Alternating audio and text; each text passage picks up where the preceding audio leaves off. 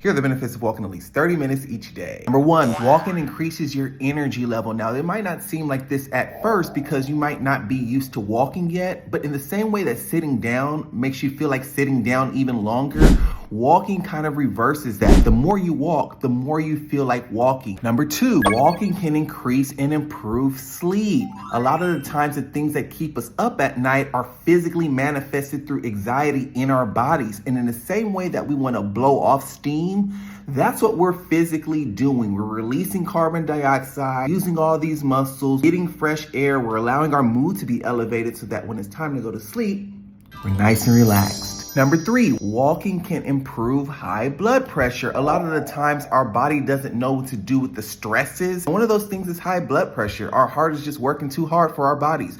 Why don't we again allow ourselves to blow off that steam, decrease our blood pressure? It'll bring clarity of thought, creative ideas to regulate your blood pressure. And guys, these are just 3 of 20 benefits that you can get from walking at least 30 minutes each day.